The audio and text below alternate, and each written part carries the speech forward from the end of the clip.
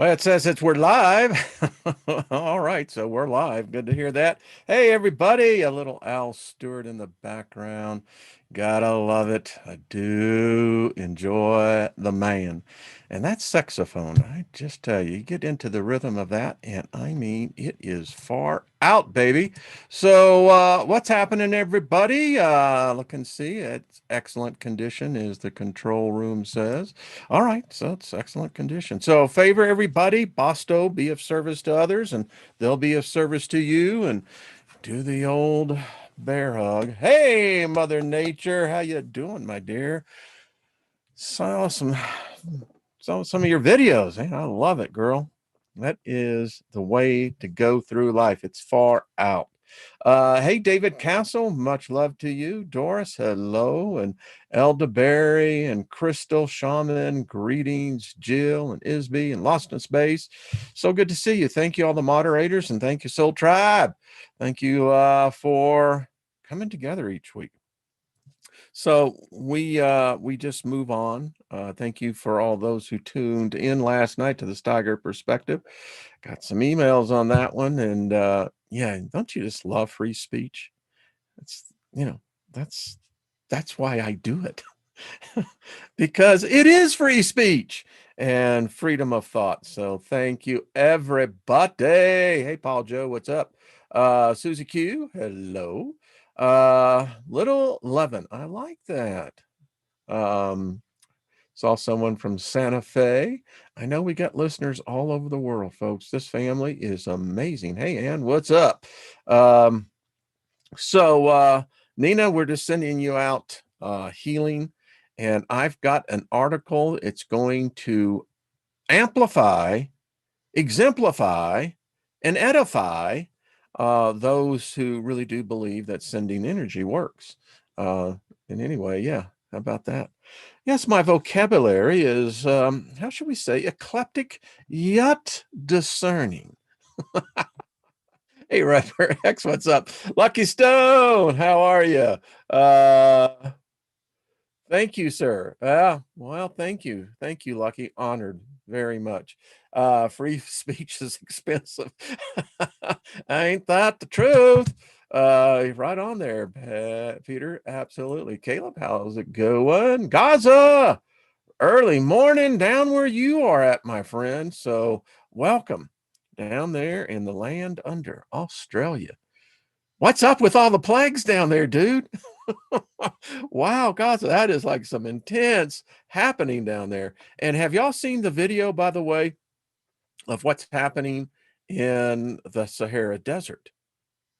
Well, it's not just the Sahara Desert. I mean, it's Yemen, and it's blooming. It's green.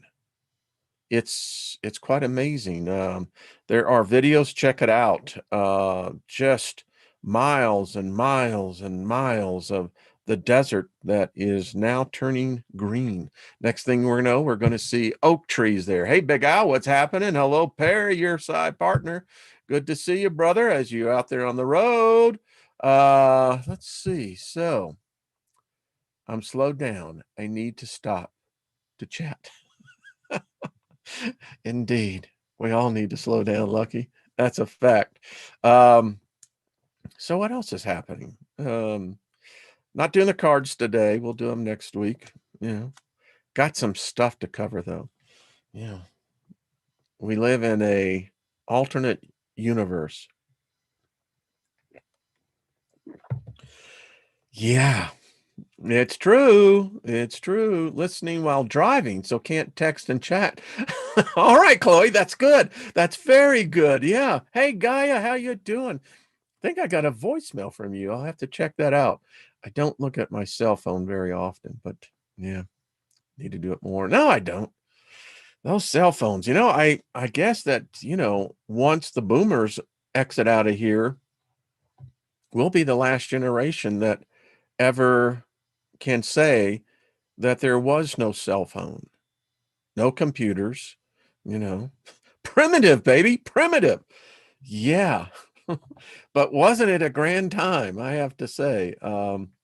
I remember I had a Lincoln Continental, and had car phone, And it was interesting because I took a trip down to the coast, uh, when I mean coast, Gulf of Mexico, and those were radio phones back in the days. Expensive, but nevertheless. And um, remember, I tried to make a call and somehow was connecting to an oil rig out in the Gulf. But anyway, I digress. Love my landline. Yeah, well, Susie, you're one of the few that actually have them. It's a fact. Yeah. And I don't really recall. I remember the brick phones had one of those, the true first mobile phone that weighed about 7 pounds, I think. Yeah. If we only could have seen the future then, we'd have said, no, hell no, get it the way out, burn it, bury it, you know, just do away with it. Um, XJ phone. There you go, Ed. Now you're dating yourself backwards. Yeah. Hey, Marsha, what's up? Marsha is going to be on Tuesday with Trina and I. Going to have a good show on that one. Hey, thanks, Mother Nature. Um, I tell you, I do love her channel. It's fun. Got to get you on sometime, girl. I think that would be an interesting. Cowboy 8 panel. How you doing? Had a Lincoln Town Car. Mine was a Continental, yeah, gold color. And I had a Mark III and Mark IV back in the day. I liked Lincolns. They had a lot of horsepower, as Al was saying. I mean, they did. And the town cars back in the day, man, I tell you what, you could have good sex in those cars. There was lots of room there. That's all I got to say about that. I ain't going to say any more. But wow, going back in time. So speaking of time, no time. Now I get the Guess Who going in my head. Yeah. What is a landline? There you go, Doris. That'll be a question one day they'll have on Jeopardy, because no one will remember what a landline is. What? Uh, good, Mother Nature. That sounds groovy. Crystal, yeah. Shaman has, yeah, still got one. Mm-hmm. Yeah. Yeah. I can still remember. Right? Y'all remember the party line? Now, this is going back to when my grandparents first got a phone. We were living in Santa Clara, back in the good days when California was actually fun to live in. But yeah, the party line. Yeah. Time, folks, time, man. That's all I got to say. Well, Tammy, thank you. Thank you, thank you, thank you. You had a Pinto. I remember those. Yeah. And y'all remember the death traps of the Yugo? Remember those cars? God. I mean, I knew a girl who actually had one and she got into a wreck. And really, I mean, what a piece of crap of a car that was. Woo! Uh, Marsha, your mom still has a landline? I can see that. Yeah, I really can. Yeah. See? It's cool, folks. So I got some more, if you ever have time where you just want to spend some time, I mean, it's like going to a museum, go to the CIA archives. And, yeah, they pick up on your IP address, but screw that. Everybody else does anyway. And actually, it's not an IP address, it's your internet prison number. But you get into the archives in there, I get lost. I mean, I spent hours in there because they got some good stuff. They really do. And so I thought I'd share a couple of really cool tidbits that, yeah, we'll find out. So this was Omni magazine back in the day.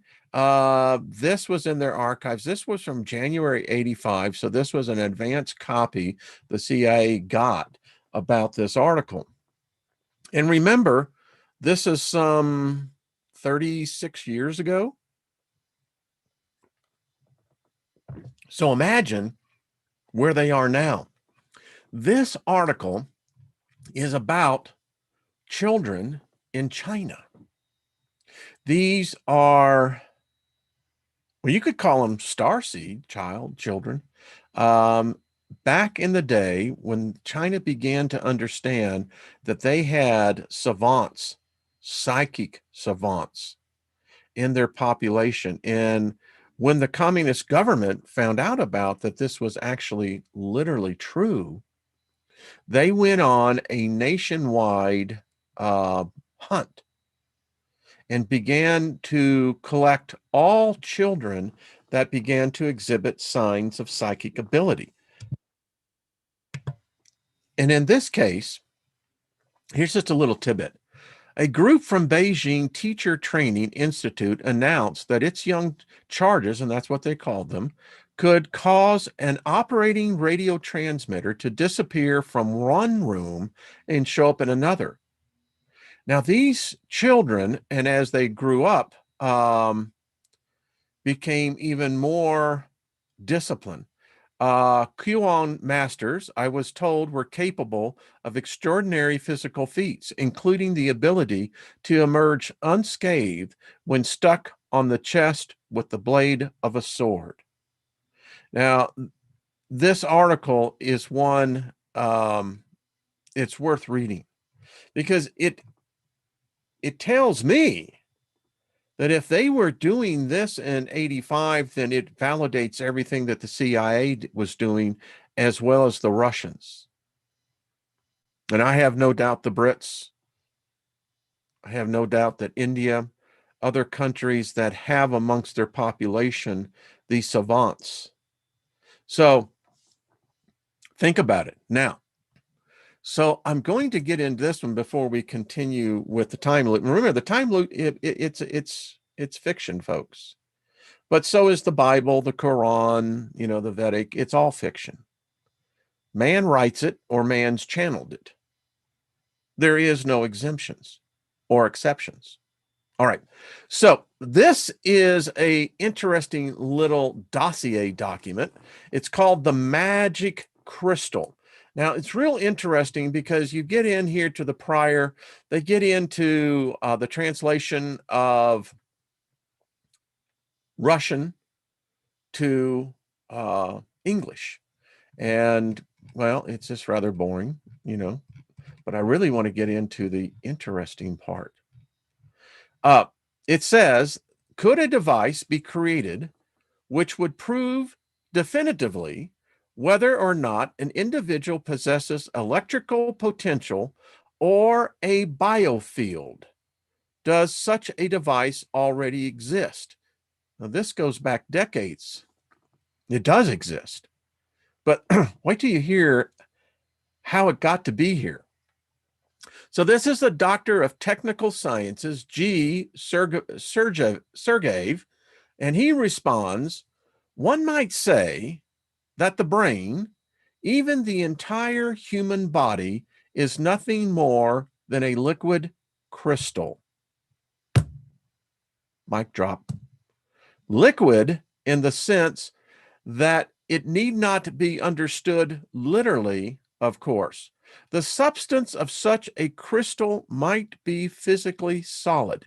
Its crystal lattice is clearly very dramatic, the electrons in it can, under the influence of different fields, be easily shifted from their own levels, and auxiliary electromagnetic fields can arise.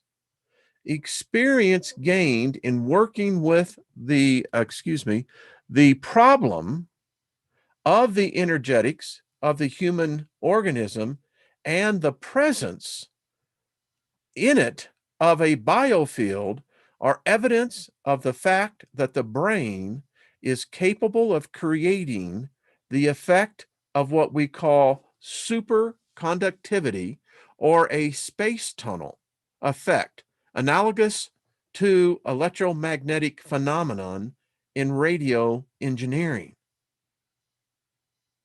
This is This one, like I said, this is brain candy for me. What they're saying is that we do it. Some of us do it very naturally, and apparently, once you are trained, wow, you can build some what they call space tunnels. All right, let's continue. Some individuals are able to control this process at will to create a channel with an intense concentrated biofield in the space between themselves and the object which they wish to influence. Whoa. In some cases, even microscopic bursts of ball lightning developed in such channels. Wow. The effect of these tiny clusters of electron plasma is analogous to the explosion of small masses of, and it looks like troddle. Such people are capable of destroying andosine triple phosphoric acid, a substance responsible for the contraction of muscle fibers in the cells of small portions of living tissue and of causing palpitations and other significant phenomenon. Now, what layman's terms, what they're saying is that there are people that can kill you looking at you and focusing in one small part of your body. Now, the reverse would hold true as well. I believe that the same ability, using the natural chemistry of our bodies, andosine trifluoric acid, probably saying that wrong, aren't I, Marsha? But anyway, so this is the substance that makes your muscles contract, your heart, and in cells of small portions of living tissue and of causing palpitations and other significant phenomena. Whoa. Now they can heal you just as well psychically. In the presence of a committee of specialists, I observed one lady who had been placed in a dark screened room. A wrapper containing clean photographic paper in envelopes imperceivable to light had been placed around her head. She was asked to mentally project onto this paper various geometrical figures, such as a square, a rhomb, a triangle, a cross. Later, when the paper was developed, the requested forms were clearly discernible. Just with thought. This is why I can't wait for us to get our mystery school, because these will be the type of experiments that we'll be able to do and probably be able to find out even more, since this is decades old. Another lady in our experiment induced contractions in the muscles of a frog's legs, which had been placed in a psychological, and I can't read the typing on this. It looks like a clutch. Such contractions are generally induced by the effect of a weak electrical charge. When the leg had ceased to twitch, she announced that it would now be impossible to revive it with any kind of a charge. A thorough biochemical analysis revealed that the andosine phosphoric acid in the cells had been destroyed. She did that with just her mind. In both cases, an intensification in the strength of the biofield and magnetic whirls we would call this today potentially portals, were observed near the subjects. Physically, a biofield, I don't know, is that like the aura? And a magnetic field were observed near the subjects. All this was registered by a special device called a bioplasmograph. It is quite possible, and remember, this is a CIA document, it is quite possible that this is the first time our readers have heard of this device, and indeed, it has been in existence for a relatively short time. Basically, it consists of a disc made of an organic substance containing cholesterol acetate. And I looked this up. We have it in our bodies. They have been able to synthesize this down into a powder. This powder substance represents a liquid crystal. Cholesterol acetate is extremely sensitive to changes in the environment. It registers weak effects from fields of any kind and is used to observe magnetic whirls, a phenomenon which has been little studied in physics or physicists. Magnetic whirls possess real kinetic energy.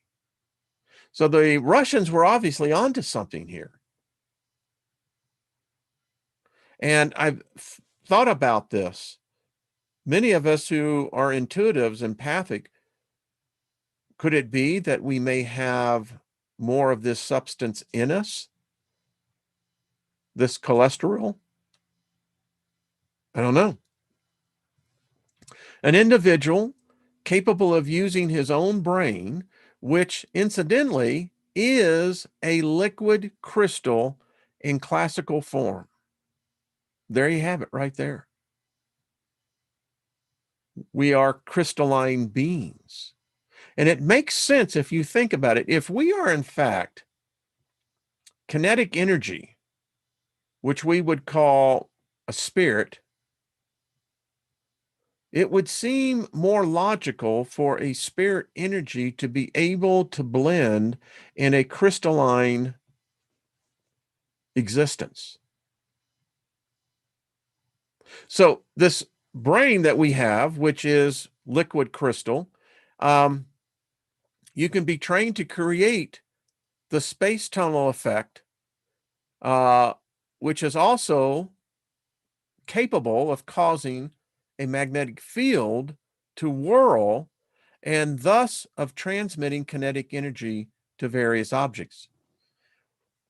Next time you ever get into the fall and you have the ability to be around a pile of leaves, make sure that there's no wind. And you can do this experiment and it will work.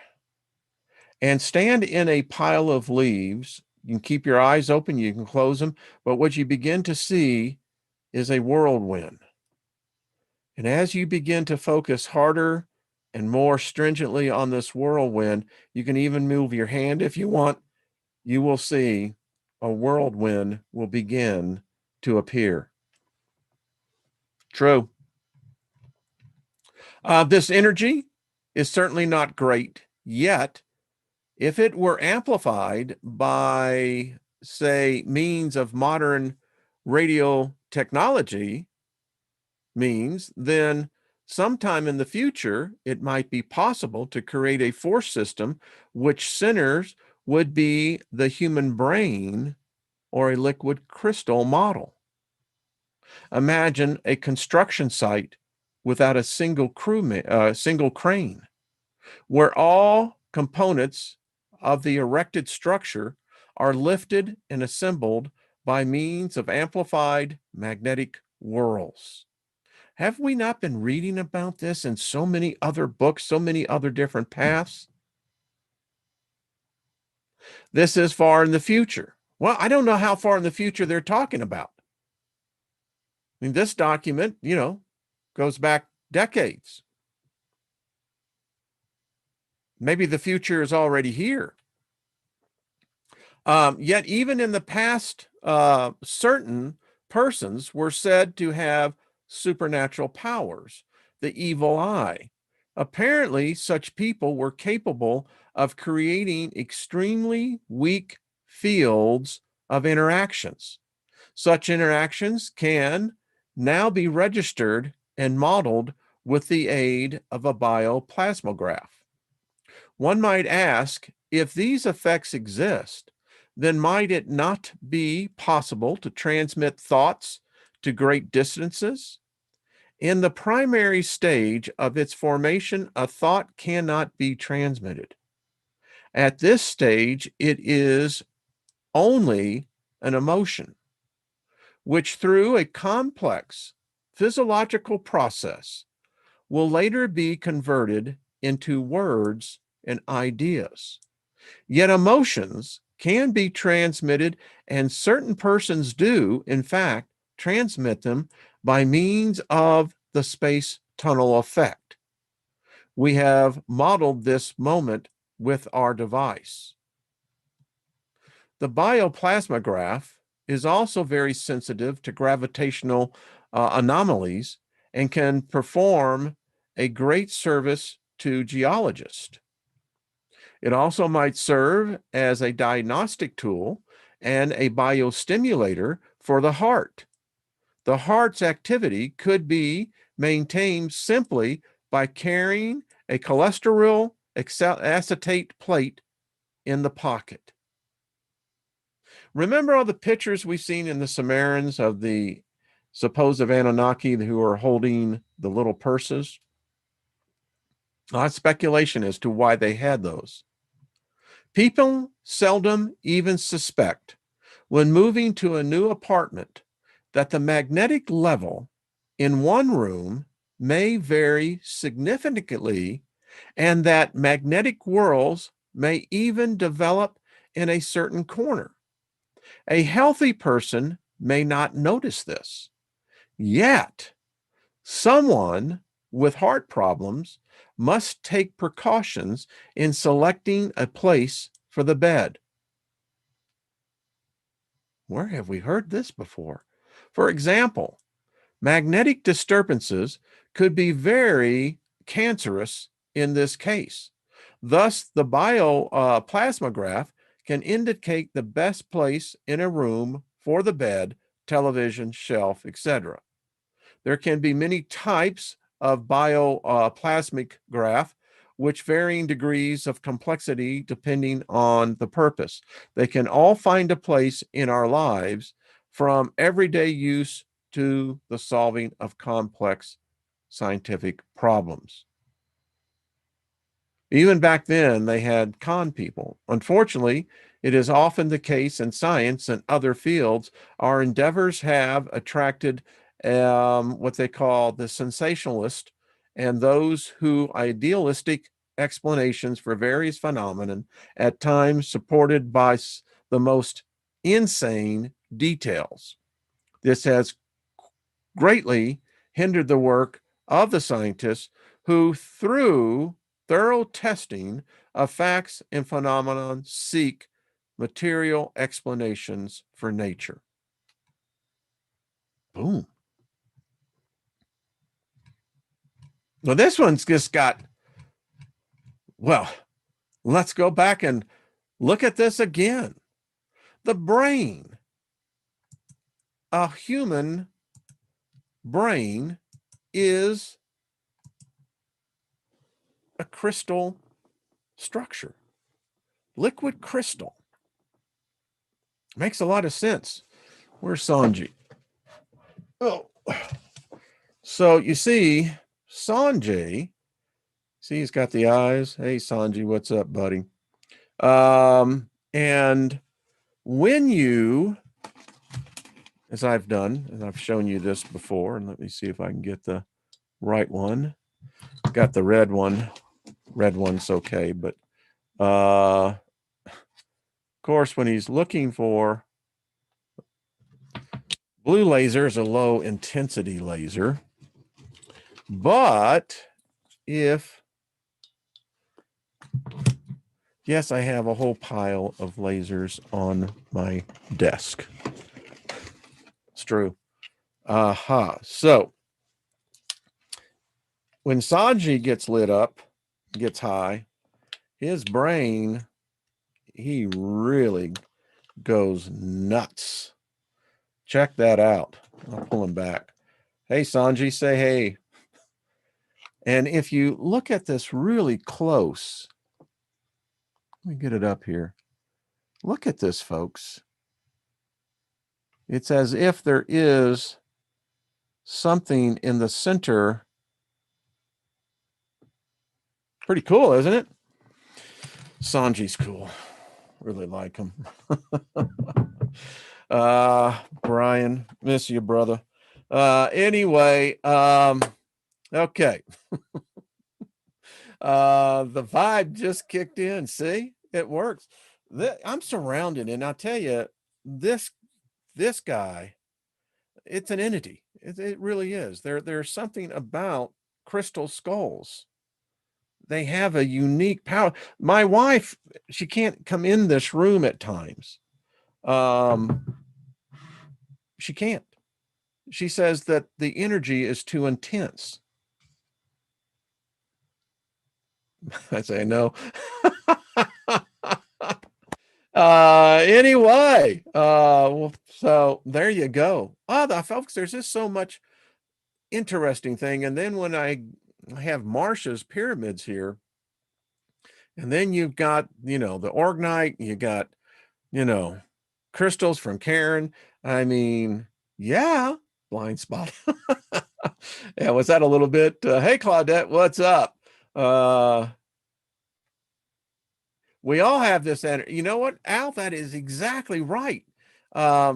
This is, to me, phenomenal. If we just start sowing all the information that this soul group has, I'm telling you, we're going to become some powerful wizards, super beings. That's what I'm talking about. See, David Castro, yeah, lots of electrical synapses firing in the brain. It's crystal. It makes sense. And I love it. So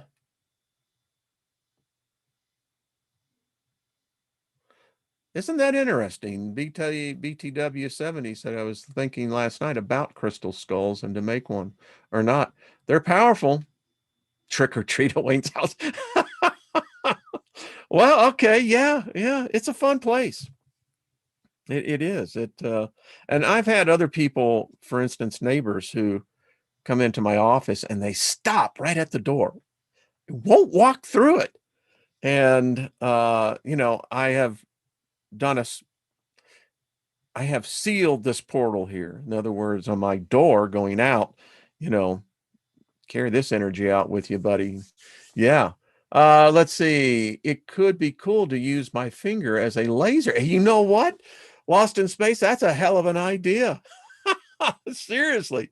Yeah, no doubt. And when you add different colors to Sanji, he has a different reaction to different light.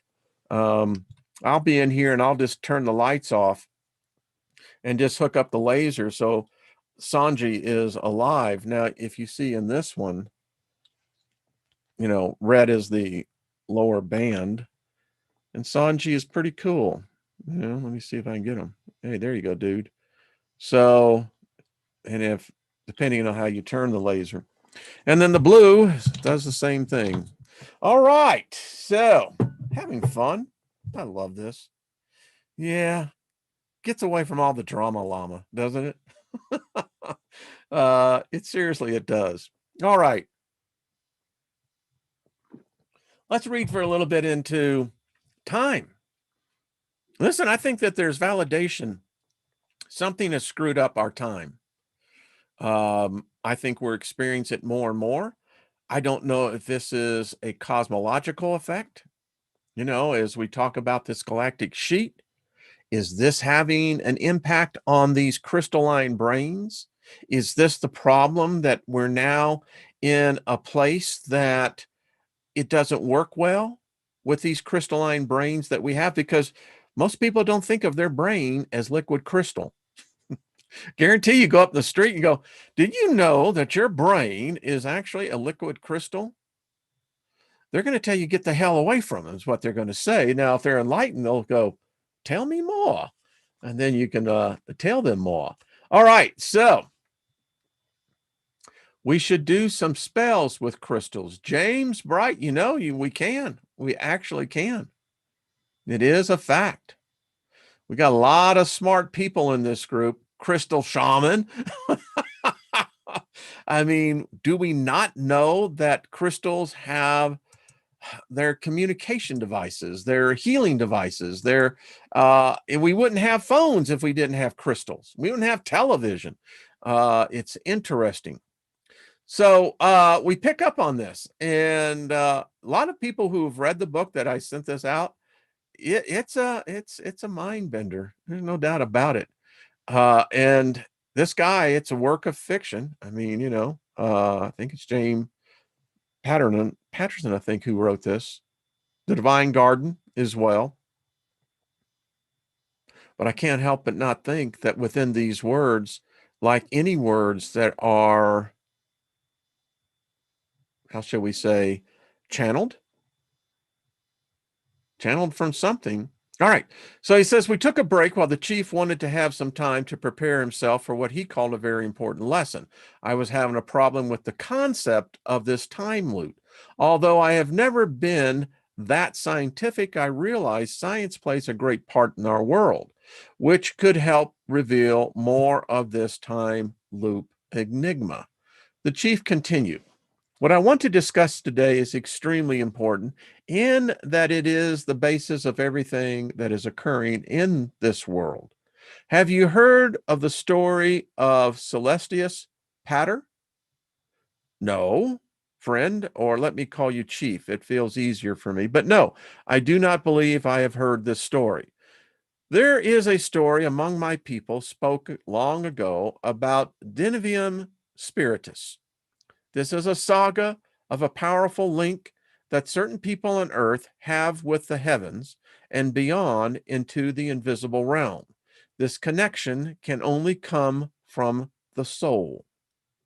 However, long ago, the soul lost something very important about its internal reality.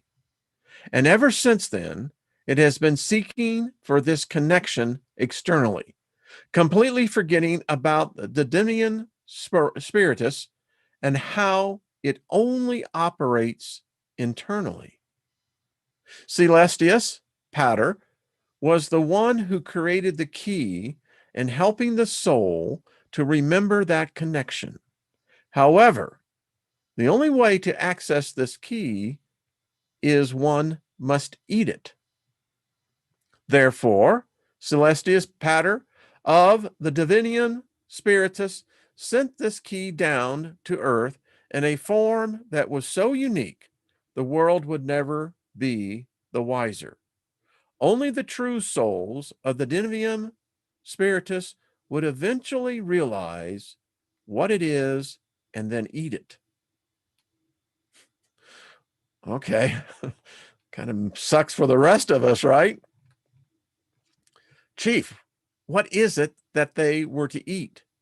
It is called the panem vita, like, I guess, vitamins. How does one find this special food? The key was placed into a substance called syngus. If you successfully locate the key, you would be able to access the panem vita. Do you know where this key exists? Can we find it? The key is called verum in sanguineum. You lost me. Verum in sanguineum means truth in the blood. Always the blood. You mean there's something in our blood that contains the key? Are we vampires now that we must drink blood? Isn't that what communion does? Just saying.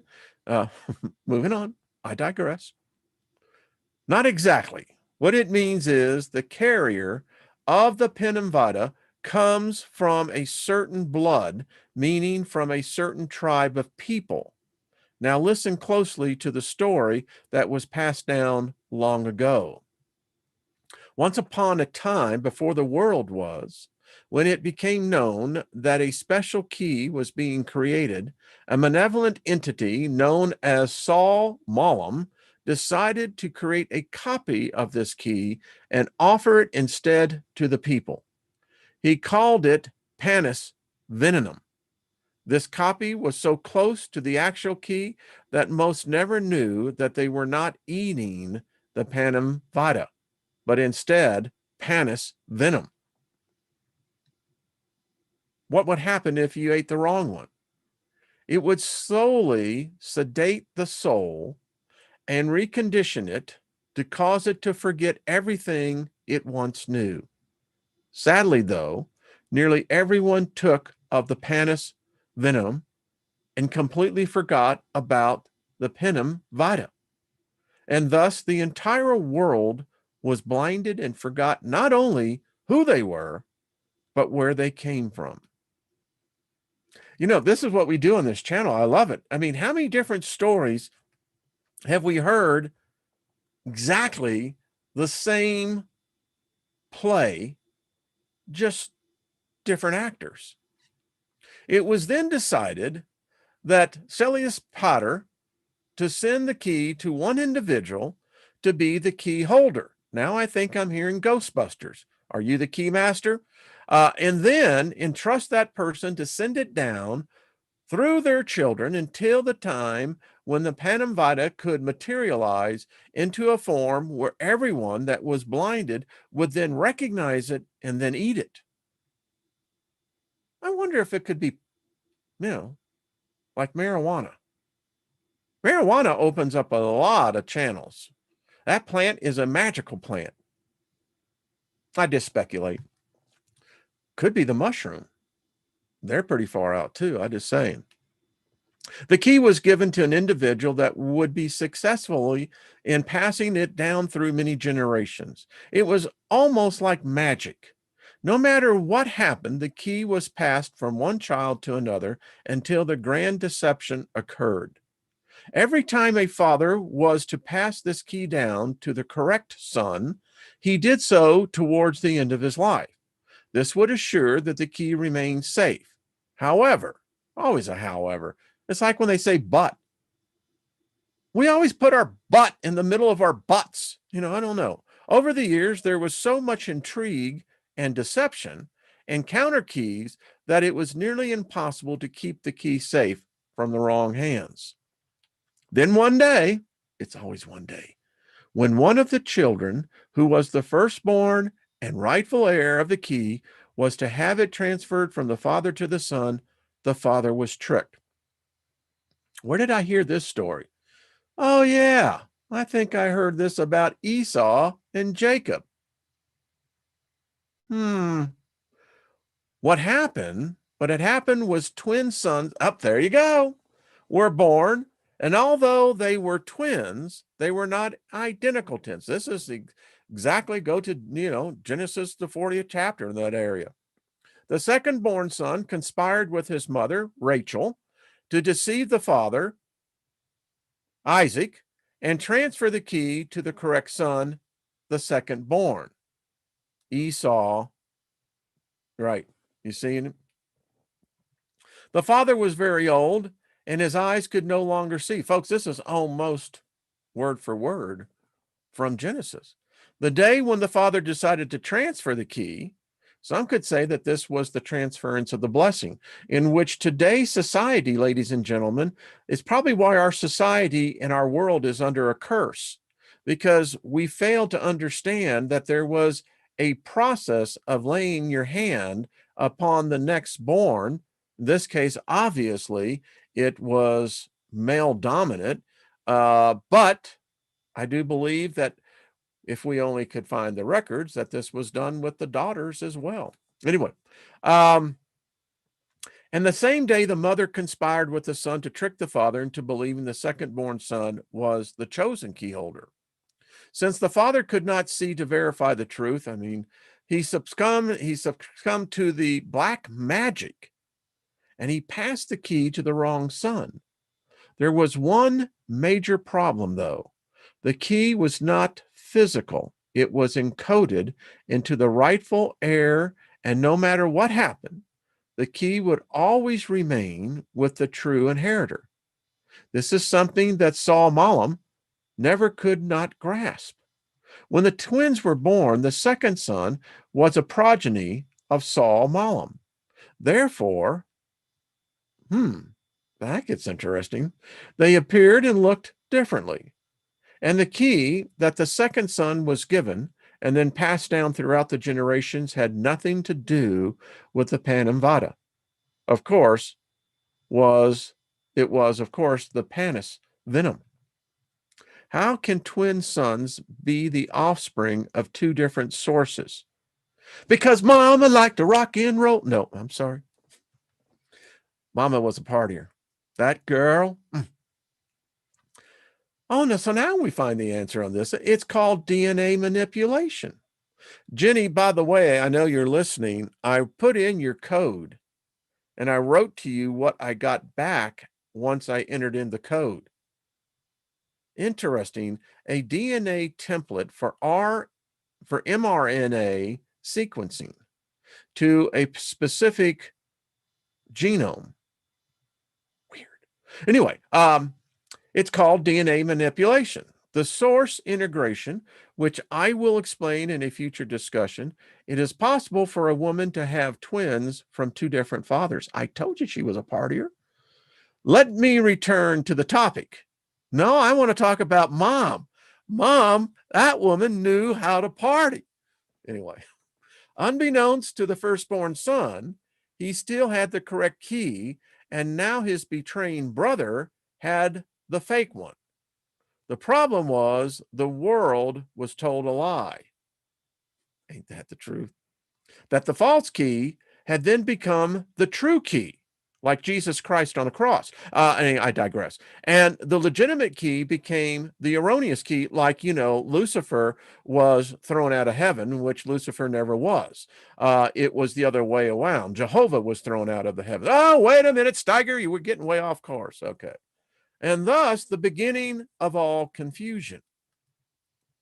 Manufactured deceptions were unveiled to make people believe that the carriers of the false key were the chosen ones, and the carriers of the true key were damned to oblivion and completely forgotten about throughout all of history, like the Cathars.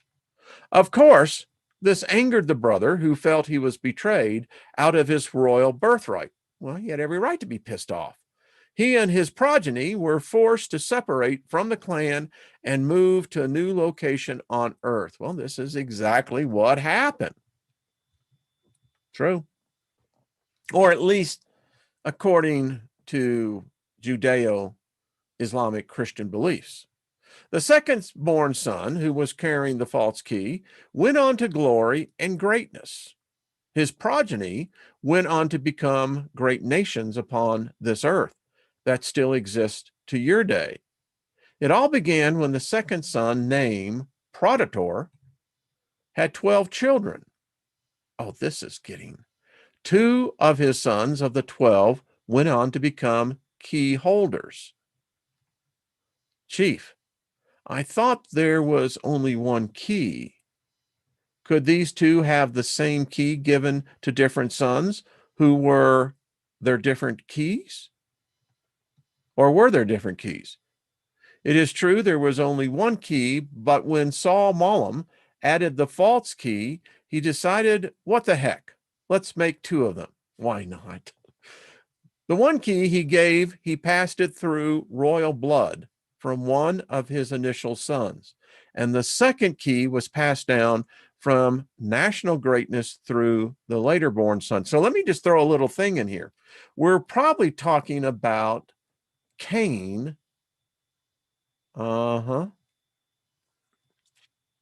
Yeah. Cain and Abel. Who was the true murderer in this story? Don't know, do we? And then came Seth. Seth was, in fact, of Adam's blood, where Cain was of his father's, Lucifer. Oh, this gets interesting. I love the intrigue because it's, if you're versed on one story, you're pretty well versed on many of them. And you're going, yeah, yeah, I've read this before. What is the difference? The royal key was given to those who would then rule over great nations, and the second key was given to those who would become the great and powerful nations. What happened to the child who carried the correct key? We're not sure if the child was aware that he still contained the code of the key. Are the rest of you picking up that there's a message here that's being brought? They're talking about our DNA. They're talking about the code of the human genome. Or at least that's how I'm seeing this. Why? Because our society today is well versed with that. 50 years ago, it was still science fiction. Cracking the human genome? It's impossible. Well, we did it in 2005. Don't know. Whether you did not, it was still successfully passed down through the generations. People went on to become the people in the Greek world of Turkey of the past. How interesting. Those of you who know of the missionary stories of Paul, that the first spell called the New Testament, the epistles, this is where they were written. This is a powerful area. It's already a huge vortex. And I just find it odd that this is where we find the modern day books that so pollute today's consciousness all originated from this region. Interesting. Unlike his defrauding brother, who was named Proditor, and the one that had become vast and powerful over the nations due to his trickery, his brother that was named Verum, who happened to be the correct key holder, was never given greatness, never given glory or power or anything. Yet he still carried the correct key in his blood, and it was passed down through the ages until a specific bloodline son was born. Finally, this chosen offspring of this long lineage was born and then given many titles. But only a few believed he was the key holder. Most did not agree. He was different. He was unique. He didn't fit into any of the other clan types of either Proditor or Vernum, where all this had begun. He was not a warrior, did not seek power and glory unto himself. He was peaceful and loving, and he wanted above all else to restore the key to the lost souls. He was a child that carried the original key given by Celestius Pater, and this child, along with his many titles, was named Panem Vita. I'm still a tad confused, Chief. I thought Panem Vita was something we were to eat. How do we eat a person? Good question. That was also something many have had asked down through the ages because they didn't understand the key. What we had come to learn is the key was encoded in the blood of a certain tribe or race of people. And within those people, every generation, the key was handed to one son who had been chosen to carry the key in his blood. By the time it came down to Panem Vita, he became the key in the flesh. Does this mean only one son chosen in every generation could have the key just to lead to the one? I'm not sure how successful this entire operation was. So Panem Vita became the key. But what about all the other souls who were blinded that had lost the key from before the world? How did they receive the key if it is only passed down to the one? Again, another excellent question. Understand the key was simply in the blood, but the blood nor the flesh is Panem Vita. Are you confused? Hell yes. Then what is it? Panem Vita is the one that will transfer the key to all of the lost souls. Every soul who became blind and lost can now be given the panem vita so that they can eat it. It isn't just meant for the one. It is meant for the many. It is meant for all true souls. When the false key was added, it was also went through a blood lineage. And one name, Panis Venom, took upon the name Panem Vita.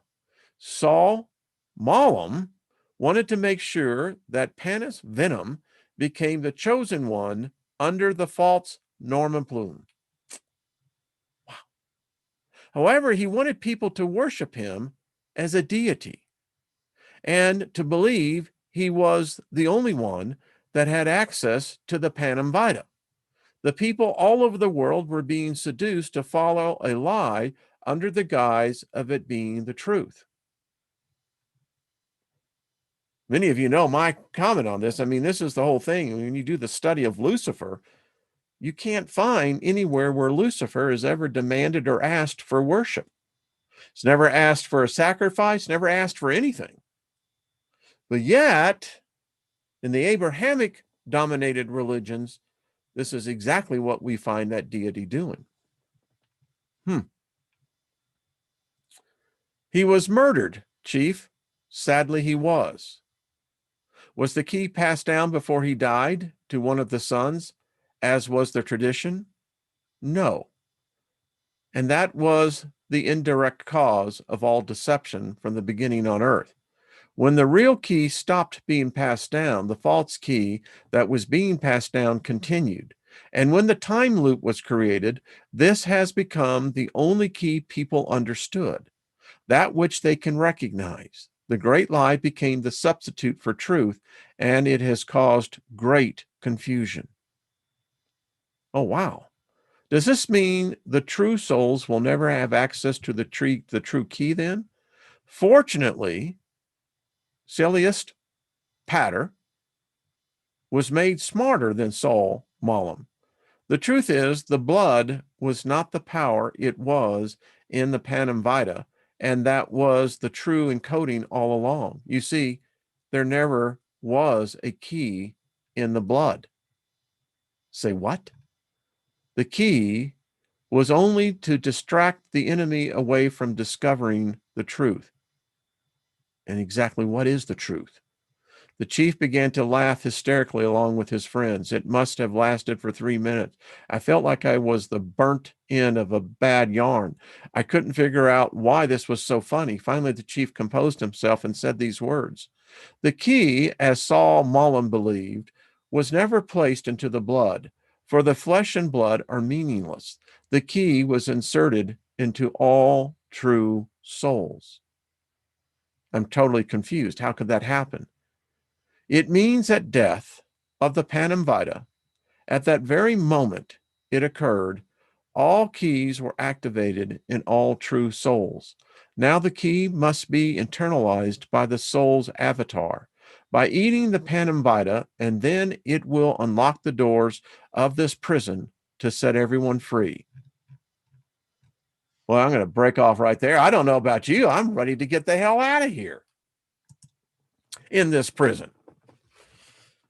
Far out, I tell you, this is an adventure. I mean, next week we got Marsha coming on and got April and Jay, but we will pick up on this again. I love this story because if we want to simply internalize this soul tribe very well could be that proverbial group why we're attracted to one another. You know, we've had our spies in and out of here, but they've always met with the same fate. So it's never a threat. But the core group, and the core group is growing. I'm convinced that that may be why I think many of us have found each other. I don't know. Well, thank you, Crystal Shaman. You know, Robert V., I think it may be true that we do have the key. All of us are knowledge seekers here. We seek knowledge in all different veins and paths. I think we're looking for, we may already possess it. We just don't recognize it yet. We are the activators of each other. Each one of us hold the activation code for another person.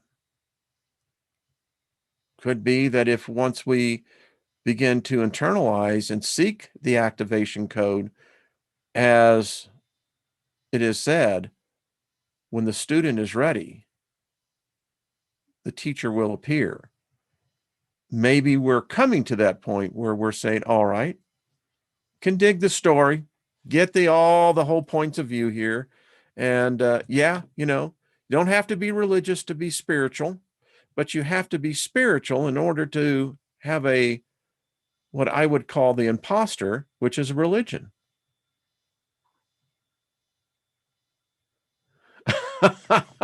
Thank you, Mother Nature.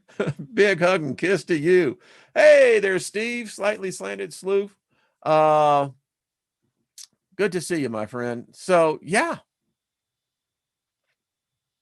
I sense it. There are a couple of individuals that I really have a strong affinity. There is an energy that's palatable. And I've noticed it amongst others within the soul tribe who they connect. And it's quite beautiful to see what's happening. And we're all learning and adjusting. So I don't know. The adventure continues. I'd love to activate the key code. I mean, I think we all hold the key. Just me. All right. Well, far out. I think the Andromeda team is tonight. I know that Robert, you have the Milky Way Soul Tribe on Saturday. Mother Nature, I know you have your show. I want to get you on here. Hello, Jenny. Much love to you, hon. Jenny, did you hear what I told you? What happened when I entered in that key code? I sent you the email, but yeah, Jack Dreaming. Thank you. Thank you. Thank you. Thank you. Jill, good to see you. That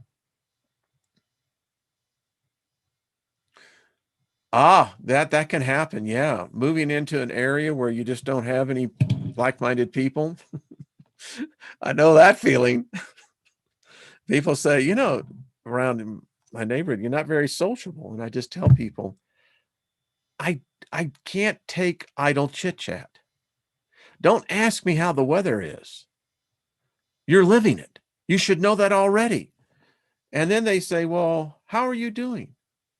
I do fine, thank you. And they're like, well, oh, okay. Yeah. Now, if I have someone, Trina, Robert, the others, boom, you can't stop talking. 1 hour leads into 2, and it could go on forever and ever. Well, thank you, Lost in Space. All right, everyone, have yourself a strong end of the week and enjoy Saturday and Sunday. Rock and roll, live your life the way you live it inside, and that'll always just make it for a smooth ride. That's what I'm talking. It's like that Lincoln Continental, isn't it, Al? uh, all right, Mother Nature, I love it. All right, everybody, have yourself a good one. I'll see you on Monday. If not, maybe a little sooner. Who knows? Much love to you. Peace out, everyone.